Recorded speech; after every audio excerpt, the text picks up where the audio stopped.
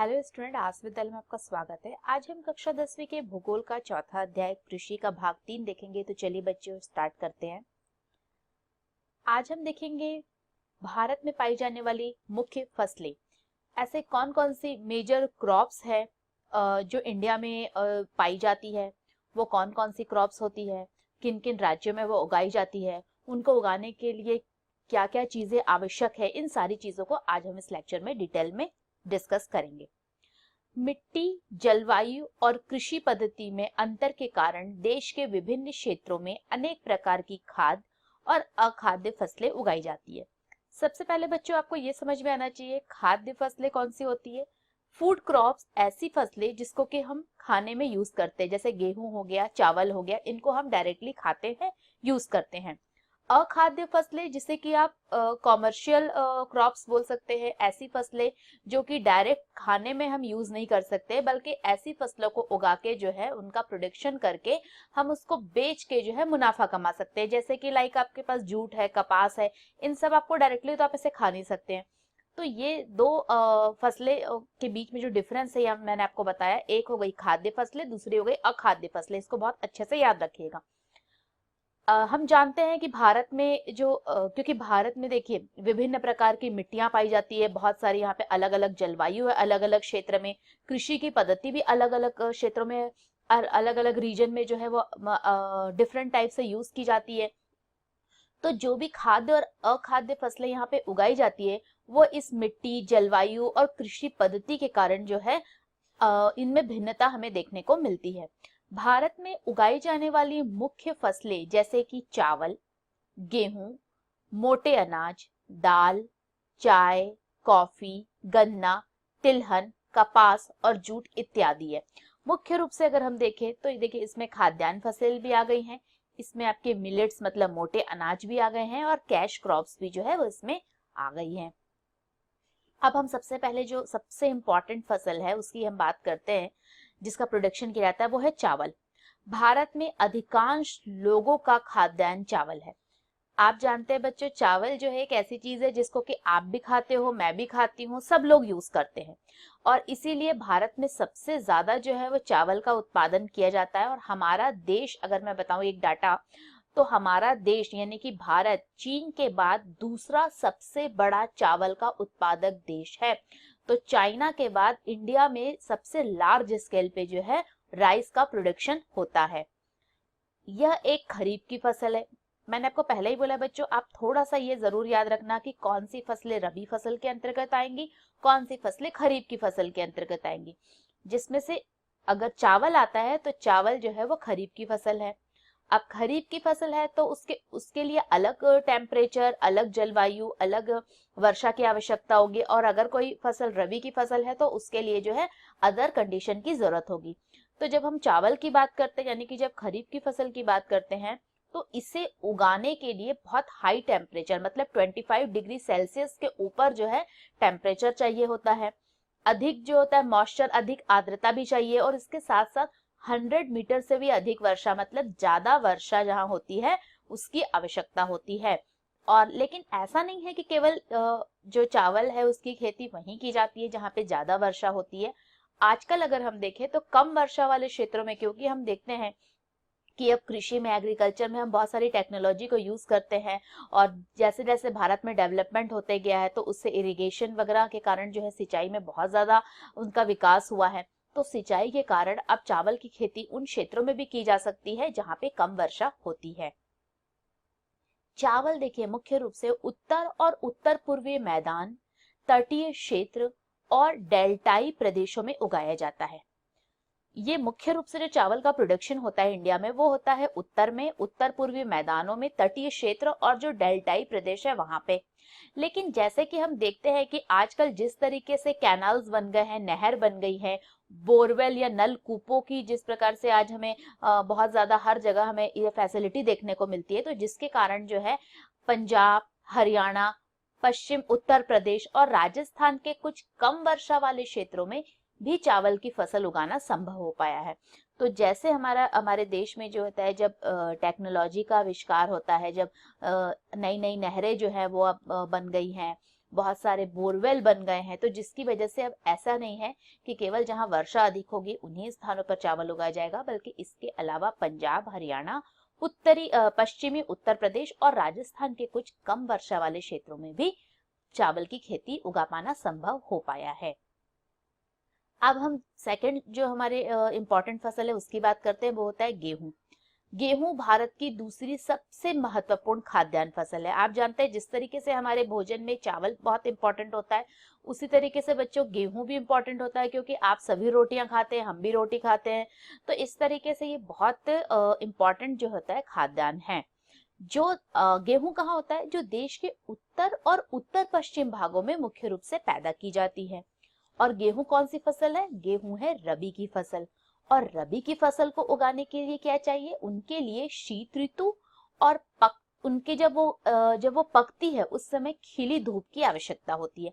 मतलब जब रबी की फसल बोई जाती है उस समय शीत ऋतु होती है, विंटर का टाइम होता है, लेकिन जब यह फसल जब यह पकती है तो उस समय जो है धूप की आवश्यकता होती है।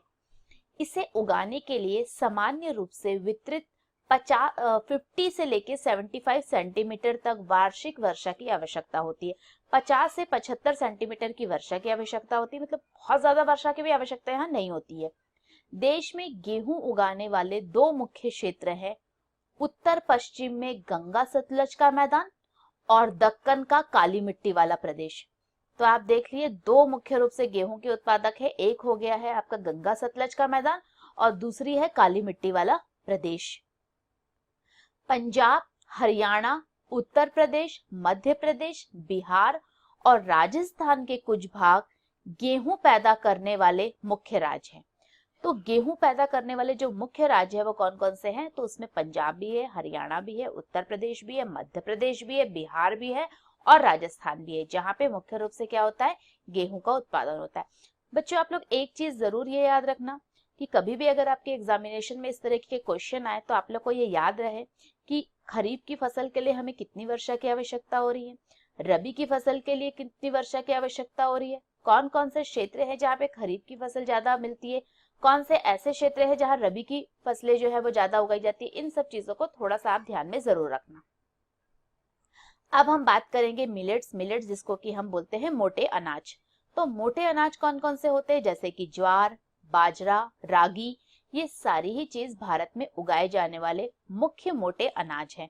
यद्यपि इन्हें मोटा अनाज कहा जाता है, परंतु इसमें पोषक तत्वों की मात्रा अत्यधिक होती है।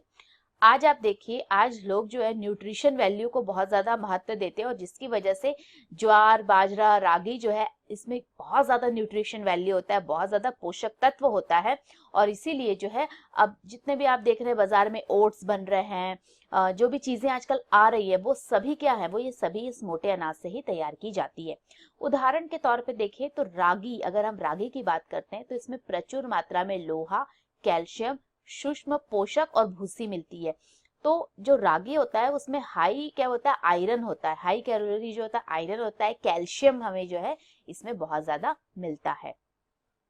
क्षेत्रफल और उत्पादन की दृष्टि से पहले हमने देखा भारत में सबसे ज्यादा जो इंपॉर्टेंट फसल थी वो थी आपकी चावल, दूसरी इंपॉर्टेंट फसल हमें गेहूं देखने को मिलती है, और क्षेत्रफल और उत्पादन की दृष्टि से ज्वार जो है वो भारत की तीसरी सबसे महत्वपूर्ण खाद्यान्न फसल है।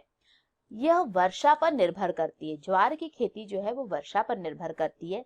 अधिकतर आर्द्र क्षेत्रों में उगाए जाने के कारण इसके लिए सिंचाई की आवश्यकता नहीं होती है। और इसके मुख्य उत्पादक राज्य जहां पे ये प्रोड्यूस होती है वो है महाराष्ट्र, कर्नाटक, आंध्र प्रदेश और मध्य प्रदेश। अब बात करते हैं ज्वार की बात की, अब हम देखेंगे बाजरा। बाजरा जो है ये बलुआ और उथली काली मिट्टी पर उगाया जाता है। तो बलुआ और उथली काली मिट्टी मुख्य रूप से हमें राजस्थान, मध्य प्रदेश, महाराष्ट्र, गुजरात और हरियाणा में मिलती है। और राजस्थान, उत्तर प्रदेश, महाराष्ट्र, गुजरात और हरियाणा ही बाजरा के मुख्य उत्पादक राज्य हैं। रागी जो फसल है वो शुष्क प्रदेशों की फसल है और यह लाल, काली, बलुआ, दोमट और उथली काली मिट्टी पर अच्छी तरह उगाई जाती है। रागी के मुख्य उत्पादक राज्य जो है वो कर्नाटक, हिमाचल प्रदेश, उत्तराखंड, सिक्किम, झारखंड और अरुणाचल प्रदेश है। तो आपने देखा कि सारी फसलें जो होते हैं उनके लिए उनको क्या किस मिट्टी की आवश्यकता होती है, कहाँ पर वो कौन कौन से स्टेट है जो कि मुख्य रूप से उस जो प्रोडक्शन जो है वहां सबसे ज्यादा होता है उस फसलों का, उस क्रॉप्स का, ये सारी चीजों को आपको ध्यान में रखना है बच्चों। अब एक और बहुत महत्वपूर्ण जो फसल होती है मक्का। यह एक ऐसी फसल है जो खाद्यान्न और चारा दोनों के रूप में प्रयोग होती है, मतलब ये फूड के लिए भी यूज किया जाता है और उसको चारे के रूप में भी यूज किया जाता है। और यह कौन सी फसल है? तो यह एक खरीफ की फसल है जो कि 21 डिग्री सेल्सियस से 27 डिग्री सेल्सियस तक के तापमान में और पुरानी जलोढ़ मिट्टी पर अच्छी तरह से उगाई जाती है। आप लोग ने एक बात जरूर गौर किया होगा बच्चों कि हर फसल को उगाने के लिए कुछ रिक्वायरमेंट होती है, और अगर वो सारी फैसिलिटी उस स्टेट में होती है, उस रीजन में होती है, तो वहां उस फसलों की जो है पैदावार अच्छी होती है। और इसीलिए हम देखते हैं कि भारत के अलग अलग प्रांतों में अलग अलग तरीके की फसलें जो है वो मिलती हैं।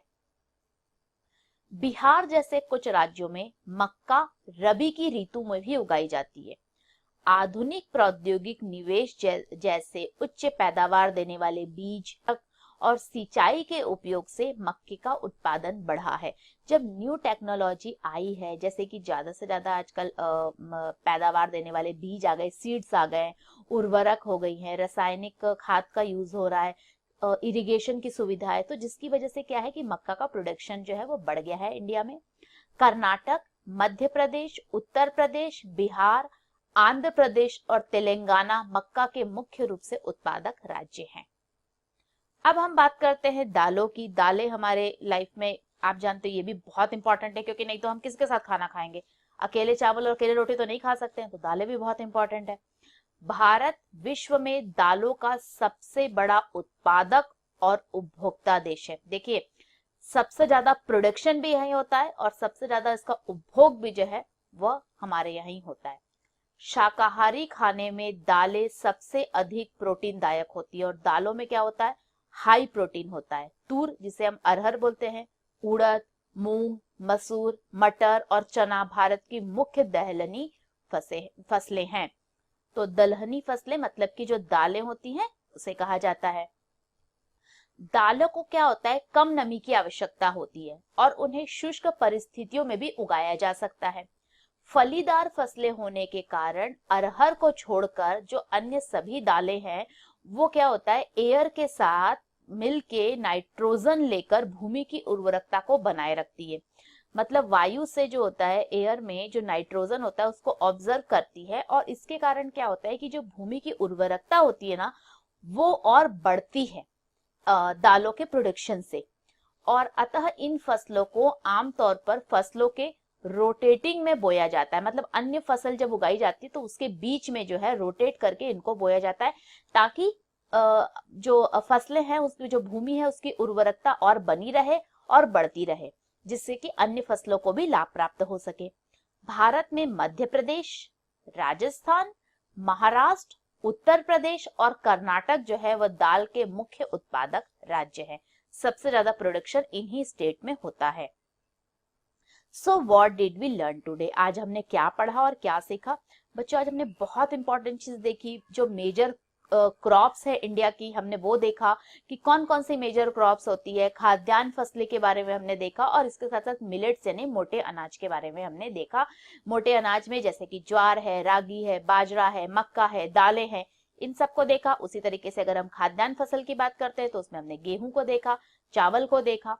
तो आज हमने रबी खरीफ की फसलों को भी देखा और मिलेट्स जो है या मोटे अनाजों के बारे में भी आज हमने डिस्कस किया।